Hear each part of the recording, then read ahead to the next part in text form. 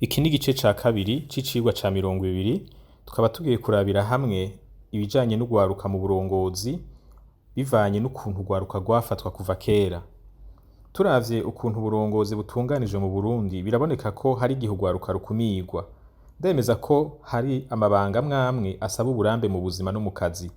Ndemeza ko ubuto buhenda, hari igihe umuntu ahuruduka abitewe n'ishaka ry'ubuto ribuzemwo ugushishoza. Nibaza ko ubuto buri mu vyatumye abarongozi b'igihugu bo mu myaka ya 60 bibagora gutunganya igihugu neza. Bari bahanganye n'ingorane z'urusobangane zasaba ubushishozi n'ukwitonda kwinshi. Umwami Mwambutsa yari afise uburambe mu burongozi, ariko nawe ntiyari afise umwidegemvyo wo gutunganya ibintu vyose uko abishaka. Yategerezwa gukorana n'inzego zari zihari ico gihe, izo nazo zikaba zarimwo abarongozi bakiri bato, benshi bari bafise imyaka yababa 30. Ariko hari igihe turenze urugero, abakiri bato bagakumirwa birenze. Abakiri bato nabo barashoboye kuzezwa amabanga, gusa barakenera kuregwa n'ababakurira kugira ngo ubuto bwabo ntibubakoresha amakosa, banamenyere ubwo bushishozi bakeneye. Uko bateba kwemererwa kuzezwa amabanga, niko bayashikamwo batevye kandi batayateguriwe.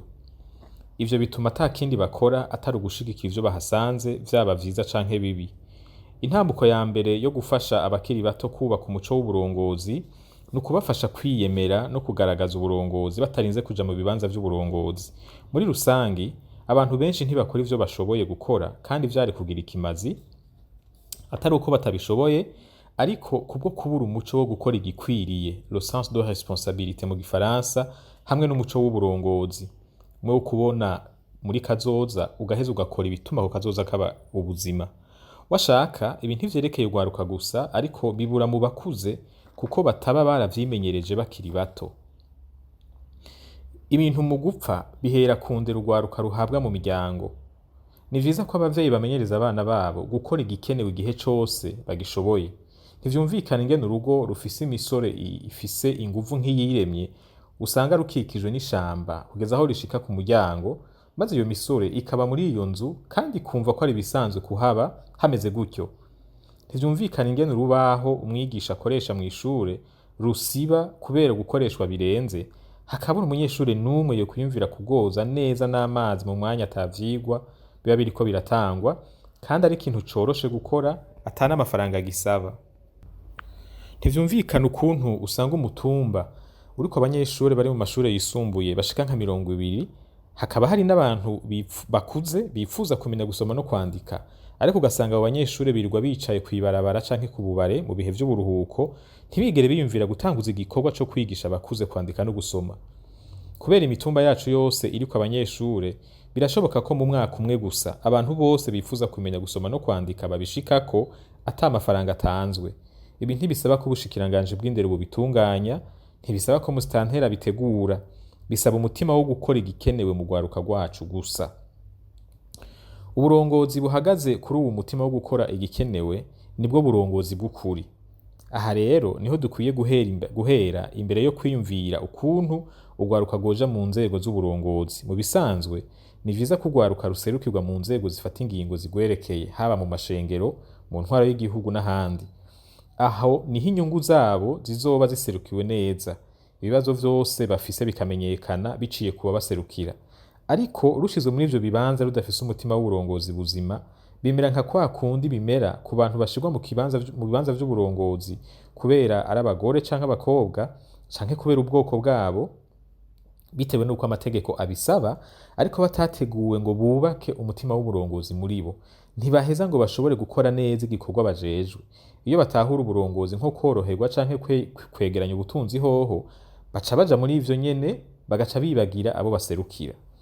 Nashaka kurangiza mpanura urwaruka, kubera kubwirwa kenshi ngo n'Uburundi bw'ejo, hari abo bishika bikabashikanaho bumva yuko ataco bashoboye gukora uyu munsi. Ahandi naho kubera kwitiranya uburongozi n'ikibanza c'uburongozi, bituma urwaruka rurindira ko rwizerwa ngo rugenwe imbere yuko rugira ico rukoze. Iyindi ngorane irubangamiye ni ugukurikira akarorero k'abarongozi babi, kuko aribo babona canke kubera ivyo babaha. Nashaka abakiri bato banyumvirize neza. Uburongozi ni ububasha bwo kubona ico abantu bakeneye ugaheza ukabafasha kugishikako, bukomoka kuri wa mutima wo kubona igikenewe no kugikora aho kurindira ko abandi bagikora. Amaso yakibonye niyo akwiye no kubwira amaboko yayo akagikora. Uwakibonye niwe azokibazwa. Rabaho mu muryango ubayemwo ikintu gikenewe ariko kitahari hanyuma ugikore. Rabaho mu kibano ikintu gikenewe ariko kitahari hanyuma ugikore. Rabaho wiga ikintu kitahari kandi gikenewe ariko ushoboye hanyuma ugikore. Aho uzoba uriko urubaka umuco wo gukora igikenewe. Uwo ni wo mushinge w'uburongozi. Hanyuma imenyereze kubona ibikenewe bikurengeye, hanyuma wegeranye abagenzi bawe ubahamagarire kwifatanya nawe kugira ngo mugikore. Aho uzoba uriko urinjira rero mu mutima w'uburongozi. Bikenewe vugana n'ababakurira, abavyeyi, abigisha, abayobozi b'amashure, abajejwe intwaro, abajejwe umutekano n'abandi bivanye naho muri. Nk'akarorero, nimba hari ingorane y'abana bata amashure ku biharuro binini cyane mu karere murimwo, egerana n'abagenzi banyu muganiriza abo bana bavuye mu mashure, muganiriza abavyeyi babo, muganiriza abigisha babo, mubabaze igituma ibintu bimeze gutyo. Mushoboye kuzana hamwe iyo migwi itatu, mushobora gutorera umuti iyo ngorane. Nimba mukeneye aho mwokoranira kugira ngo mushobore kuvugana nko mu nama, rabe umurongozi w'ishengero canke w'idini riri hafi, mumusabe ikibanza canke w'ishure. Ndazi neza ko mwamusiguriye neza ivyo mushaka gukora kandi mukabishiramwo n'abarongoye intwaro, nta muntu yobibankira. Nimwagaragaza uwo mutima w'uburongozi, ibibanza vy'uburongozi bizobarondera, kandi aho niho muzoba abarongozi b'ikimazi nimwabishikamwo mwaravyiteguriye. Kuja mu kibanza c'uburongozi udafise umuco w'uburongozi ntaco bimarira burongoye. Ku bijanye n'akarorero kabi mu burongozi bikomoka ku kononekara kw'imico no gutahura uburongozi uko butari, murakwiye kuraba neza abo mukwiye gukurikira no gufatira kwa karorero, ntimupfe abo mufashe nk'uburorero bwanyu. Umurongozi si ugukoresha uburongozi kugira ngo atunge, ni ugukoresha uburongozi kugira ngo ateze imbere abarongoye. Tandukanya urwatsi n'ururo. Abo mubona bitwa abarongozi si bose baberanye no kubabera akarorero. Hari abo mukwiye gucisha kwa karongo, hakaba n'abo mukwiye kwiyegereza kugira ngo babafashe kubaka uburongozi buzima muri mwebwe.